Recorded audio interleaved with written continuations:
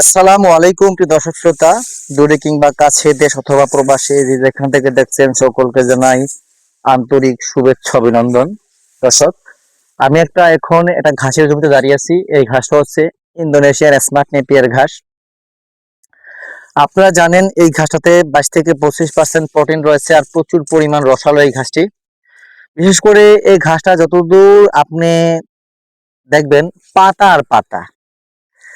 আমি আপনাদের বলতে চাই, সারা বিশ্বে যত ঘাস আছে, পুরা বিশ্ব জুড়ে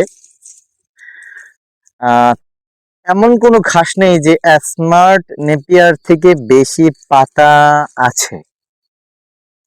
যদি আপনি এরকম এর থেকে বেশি পাতাযুক্ত কোনো ঘাস দেখাতে পারেন তাহলে আমার কমেন্টে জানাবেন। আমি সেই কমেন্টের উত্তর ধরে আমি কিন্তু তার উত্তরটা দিয়ে দেব। সেই কমেন্টের ফলাফল কথা অনুযায়ী আমি তাকে আবার সেই তথ্যের রিপিট জানাবো। আমি মনে করি বিশ্বের যত ঘাস আছে সবচেয়ে বেশি পাতাযুক্ত ঘাস হচ্ছে ইন্দোনেশিয়ান স্মার্ট নেপিয়ার ঘাস। কিন্তু প্রিয় দর্শক শ্রোতা, খামারি ভাইরা, আপনারা কিন্তু বলে থাকেন ভাই স্মার্ট নেপিয়ার ঘাসটা ছোট। কিন্তু আমার একটা প্রশ্ন, আল্লাহ তাআলা এক একটা জিনিসকে এক একটা গুণ দিয়ে বানাইছে। তার সৃষ্টির প্রত্যেকটা সৃষ্টিকেই এক একটা আলাদা আলাদা বৈশিষ্ট্য গুণ দিয়ে তৈরি করেছেন। যেমন আমি আমাদের একটা ছোট একটা উদাহরণ দিয়ে বোঝানোর চেষ্টা করি। দেখবেন আমাদের কিন্তু দেশে অনেক ধরনের মরিচ রয়েছে। মরিচ, এটাকে ইংলিশে চিলিজ বলা হয়। চিলিটা ওইটা হচ্ছে মরিচ বাংলাতে। যাই হোক দর্শক, এই মরিচটা কিন্তু দেখেন, একটা মরিচ আছে আমাদের দেশে হাইব্রিড, যে মরিচটা কিন্তু বিচি কম থাকে, অনেক বড় হয়, সতেজ, মোটা, তো ঝাল কিন্তু খুব কম।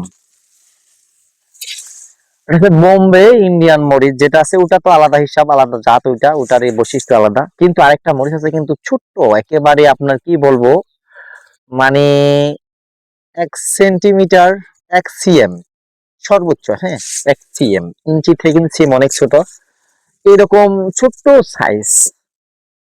আপনি এমনও মরিচ আছে এদের এত ঝাল, ওই একটা খেয়ে আপনার হজম করার মতো কোনো শক্তি নাই। তার মানে কি বুঝলেন?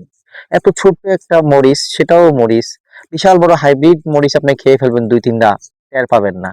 ছোট্ট একটা মরিচ আপনার হজম করার মধ্যে ক্যাপাবিলিটি নাই, শক্তি নাই।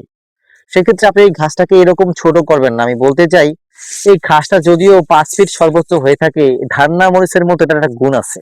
কি গুণ? সেটা হচ্ছে প্রোটিন পার্সেন্টেজটা বেশি, 22 থেকে 25%। গুগল করে দেখবেন, একই রেজাল্ট পাবেন। এই যে আমার হাতে ঘাস, আর এই ঘাসটা আপনি তো একবার রোপণ করতেছেন না, সরি, বারবার রোপণ করতেছেন না, এটা একবার রোপণ করবেন, অনায়াসে 5-7 বছরের পর আপনি চেক করবেন।